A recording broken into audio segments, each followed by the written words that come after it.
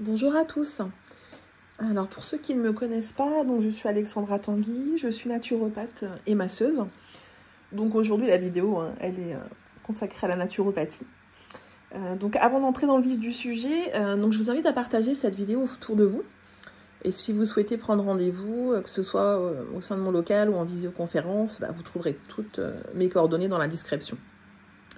Donc que ce soit mon adresse mail, mon site internet. Enfin, en fait, mon site internet, je suis en train de le modifier car j'évolue aussi au niveau de ma pratique. Et mon numéro de téléphone aussi. Et pour la prise de rendez-vous, donc je privilégie le téléphone parce que je trouve que c'est plus simple pour échanger et pour comprendre vos besoins. Alors pour moi, déjà, il est important de préciser en tant que naturopathe que je ne suis pas médecin. Donc je n'ai donc pas de diagnostic à vous faire, ni à vous demander d'arrêter un traitement. Pour moi, c'est important de réexpliquer les choses et je réalise qu'il est important aussi de vous parler du métier de naturopathe car je me rends compte quand même que c'est assez méconnu. Pas le terme en soi, mais plus sa finalité. C'est vrai qu'il m'arrive qu'on me demande si je mange des graines, si je suis végane. Enfin, je trouve qu'il y a pas mal de préjugés sur ce métier. Donc, vous voyez, moi par exemple, je ne suis pas végane, mais je respecte ceux qui le sont. Donc voilà, pour moi c'est vraiment l'occasion aussi de parler du métier car il y a beaucoup de clichés autour, je trouve. C'est aussi l'occasion de vous expliquer comment je pratique, mais aussi quelle est la vision de mon accompagnement, car je me considère plus comme un accompagnateur en fait, un éducateur de santé en vous donnant tous les outils. Et c'est vrai que contrairement à certains métiers de santé naturelle, par exemple comme le massage que je pratique où là vous sentez un bien-être pendant ou même tout de suite après, la naturopathie au sens large par rapport à l'accompagnement que je vous donne, c'est pas un coup de baguette magique, c'est-à-dire que le vrai travail en fait il va commencer quand vous sortez de la séance parce que c'est un travail au quotidien que vous allez mettre en place sur plusieurs mois, plusieurs années même, selon ce que vous recherchez. Moi-même, je travaille encore sur moi, et ça jusqu'à la fin de ma vie sur Terre. Enfin, je veux dire, et en tant que thérapeute, c'est logique, c'est-à-dire que tous les thérapeutes travaillent sur eux, en fait. Alors déjà, qu'est-ce que la naturopathie?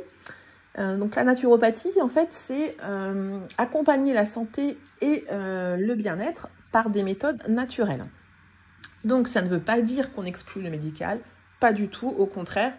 Moi, je trouve qu'en approche alternative, pour moi, la médecine intégrative, c'est vraiment...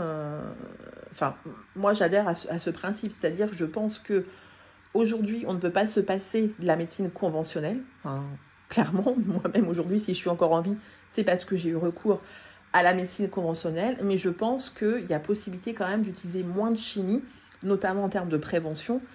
Et quand on a une problématique, une maladie et autres, je pense qu'il y a aussi des alternatives avec des méthodes naturelles, ou du moins aussi qui peuvent diminuer les effets secondaires. Donc pour moi, l'un ne va pas sans l'autre, et ça évolue quand même à ce niveau-là, je réalise, parce que je vois quand j'ai fait mon cursus de nutrithérapie et mon cursus de naturopathie aussi, en nutrithérapie, 80% des personnes qui étaient avec moi étaient dans le milieu médical, parce que c'était soit des médecins, des infirmiers, des aides-soignantes, il y avait aussi des sages-femmes, et voilà, ils me disaient aussi qu'ils pratiquaient des méthodes naturelles au sein de leur métier. Et en naturo, je dirais, la moitié était dans le milieu médical également. Donc moi, je crois beaucoup à la médecine intégrative où en fait, on travaille tous ensemble, en équipe. Après, par rapport à la naturopathie, ce qui rend cette approche unique, en fait, c'est le fait qu'elle s'intéresse au terrain de chaque personne. Donc, c'est-à-dire que contrairement à une approche symptomatique, comme la médecine, qui se concentre sur un problème précis, par exemple, vous allez chez le médecin parce que vous avez mal à la tête, vous avez des troubles digestifs, où là, le médecin va vous donner un traitement. La naturopathie, elle cherche à comprendre pourquoi vous avez mal à la tête, pourquoi vous avez des troubles digestifs, et l'objectif, c'est bien d'équilibrer l'ensemble des facteurs qui influencent notre santé, pour ne pas que ces problèmes de santé deviennent récurrents, ou alors qu'il y ait d'autres pathologies un peu plus graves qui s'installent dans le temps. Enfin, on constate quand même que la plupart du temps, quand on a une grave problématique qui arrive, sauf maladie génétique, donc ce qui est plus rare quand même, souvent notre corps nous a alertés, mais on ne l'a pas écouté en fait. C'est-à-dire, oh bah j'ai mal, si, allez hop, je prends un tel médicament et ça va passer. Et en fait, l'objectif aussi, c'est d'apprendre à écouter son corps, tout simplement en fait. Alors, je vous explique quand même ce qu'est le terrain. Donc, je vais essayer de faire pas trop long la vidéo, mais elle sera peut-être un peu plus longue que d'habitude. Mais j'ai essayé quand même de pas trop rentrer dans les détails. L'objectif, c'est de vulgariser la chose pour voilà, essayer de comprendre ce que c'est. Donc, je ne vais pas non plus rentrer dans tous les détails. Mais expliquer ce qu'est le terrain quand même, puisque je travaille sur ça avec les personnes. Donc, pour vous donner une image, le terrain, c'est un peu comme le sol dans lequel notre santé s'enracine. C'est-à-dire que si le sol est déséquilibré ou appauvri, il y a des problèmes qui peuvent survenir.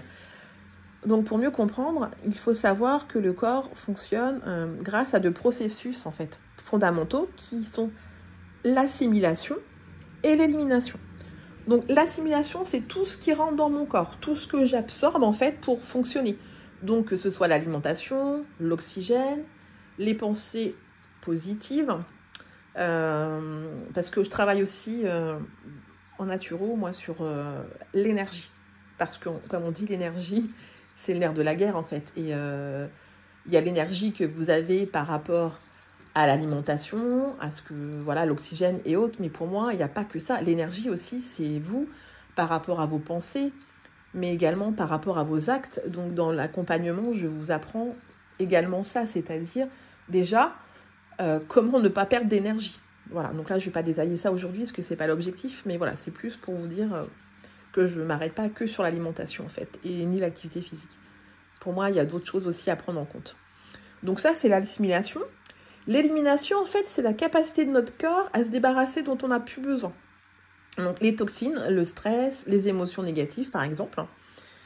Et les toxines, en fait, ce sont des substances que notre corps doit en fait éliminer pour maintenir notre équilibre. Donc vous avez les toxines exogènes et endogènes. Donc les toxines exogènes, c'est tout ce qui provient de l'extérieur.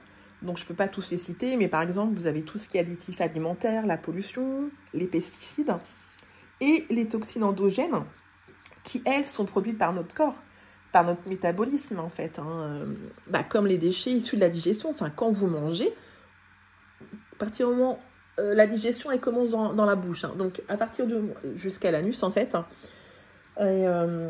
Donc la digestion, si vous voulez, ça produit des déchets.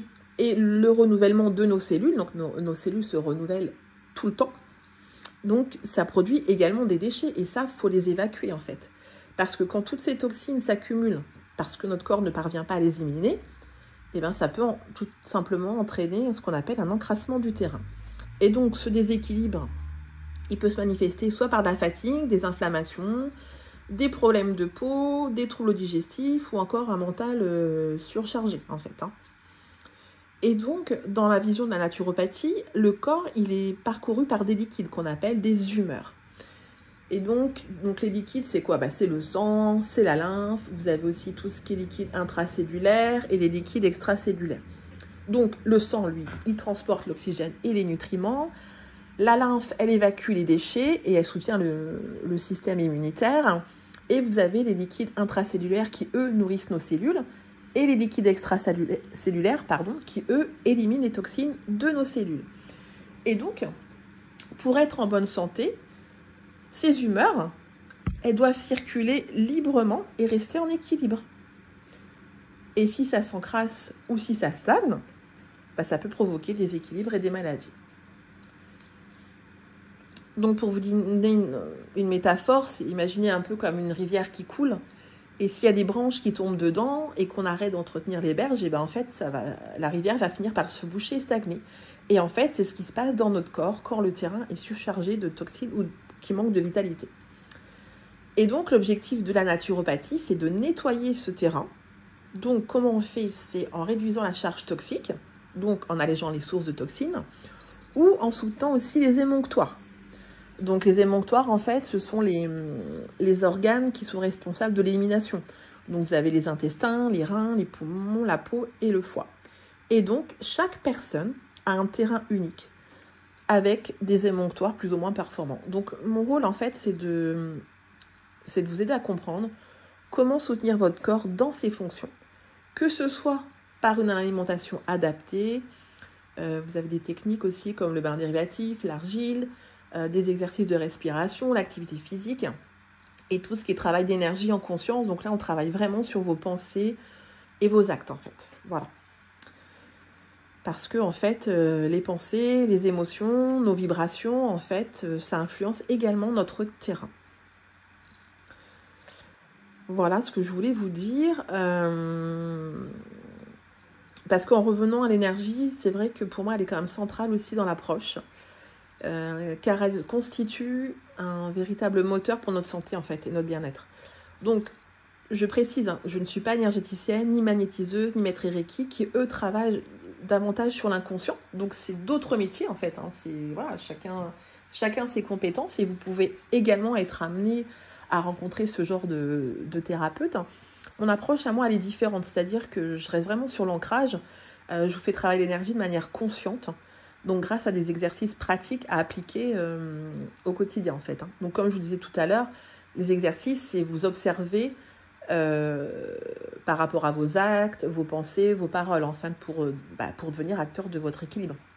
Car pour moi, en fait, quand on tombe malade, on ne tombe pas malade pour rien. Alors, je peux comprendre que quand on est malade, entendre ce genre de choses, ça peut mettre en colère. Mais moi-même, ayant été malade, si vous voulez, je pense avoir toute la légitimité pour vous le dire. Quand on est malade, c'est que votre corps nous parle, on ne l'a pas assez écouté et il a un message à nous faire passer, tout simplement, en fait. Et plutôt que prendre ça comme de la fatalité, c'est plutôt se dire qu'est-ce que je prends de cette maladie, qu'est-ce qu'elle veut me dire. Et souvent, les gens qui sont malades et qui conscientisent ce genre de choses, ils évoluent ensuite. Dans leur vie de tous les jours, en fait. Donc pour moi, voilà. Donc pour moi, c'est hyper important de sortir du rôle de victimisation. Et ça, on travaille également ensemble. Il y a quand même une notion que je n'ai pas évoquée. C'est tout ce qui est plantes, huiles essentielles, compléments alimentaires. Pour moi, ça reste une approche symptomatique. Donc ça peut être utile ponctuellement. Mais je trouve que maintenant, on reste beaucoup trop figé sur ce genre de choses. On donne trop facilement ce genre de choses. Je vous ne dis pas que je vous ne conseille jamais de plantes parce que je le fais. Hein. Je conseille des plantes, je conseille des huiles essentielles.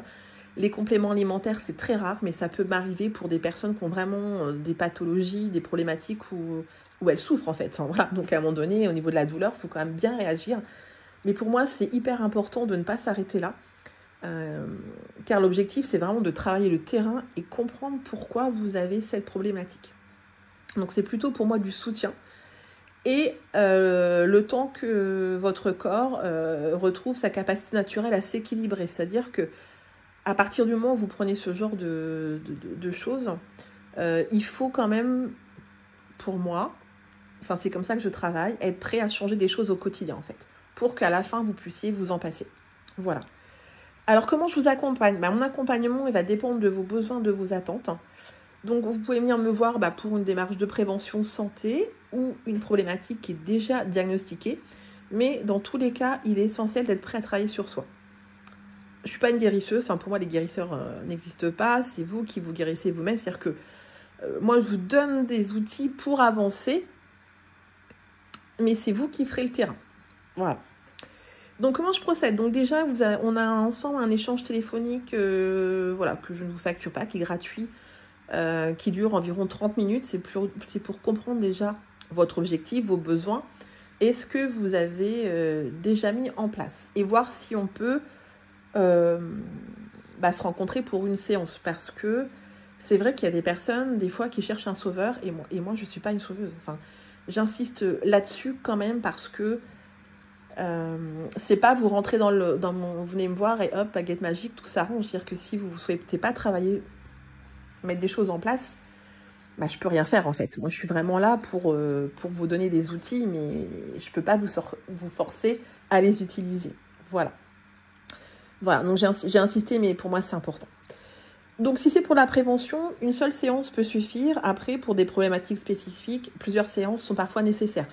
Mais avec des intervalles, pour que vous puissiez mettre en place des outils et des conseils. Parce que on ne change pas de vie comme ça. On y va par étapes. Hein. C'est vrai que c'est important aussi de se respecter, quoi. Et c'est vous, en écoutant votre corps, vos ressentis, vous allez savoir à quelle vitesse vous pouvez progresser. Et donc, lors de ma première séance, je réalise une anamnèse, pardon. Donc, en fait, c'est un entretien détaillé. Hein. Je vous pose plein de questions sur votre mode de vie, votre histoire, en fait, hein, vos antécédents, tout ce qui est études alimentaires, votre niveau de stress, vos émotions, votre sommeil. Donc, c'est un moment clé, en fait, qui me permet d'avoir une vision globale et précise de votre terrain. Et cet échange, donc, approfondi, me sert de base, en fait, pour ensuite vous proposer un accompagnement personnalisé. Donc là, l'anamnèse, en fait, là, c'est vraiment une vraie séance. C'est-à-dire que l'échange téléphonique de 30 minutes, ça, ce sera en amont. Voilà. Et une fois qu'on prend rendez-vous pour la séance, je vous demande toujours d'envoyer une semaine avant, une semaine type de votre quotidien. Donc, que ce soit votre alimentation, votre activité physique, votre niveau de stress et d'émotion, tout ce qui est interaction qui vous a un peu pollué dans les journées. Et ça permet de mieux vous connaître et de voir comment on peut travailler ensemble et d'adapter mes recommandations, hein, tout simplement. Hein. Et donc, voilà, c'est ce que je vous disais. Entre chaque séance, je vous propose des exercices pratiques, évolutifs, qui tiennent compte de vos différents corps. Voilà. Que ce soit on a plusieurs corps, hein, donc les corps, tout ce qui est physique, émotionnel, voilà, vous avez le mental, enfin, vous en avez plusieurs. Je ne rentrerai pas dans le détail ici, c'est pas l'objectif, mais c'est pour vous préciser que je ne travaille pas que sur le corps physique. Et donc, ces exercices vous aideront à devenir autonome dans votre démarche. Donc voilà, donc alors en conclusion, je dirais que pour résumer, en fait mon rôle c'est de vous accompagner dans une démarche globale et consciente où vous êtes acteur de votre bien-être. Donc cette approche vous parle, n'hésitez pas à me contacter pour en discuter et je suis là pour vous guider, mais le chemin vous appartient. Écoutez, merci de m'avoir écouté et pensez à partager cette vidéo si elle peut aider d'autres personnes et je vous dis à bientôt.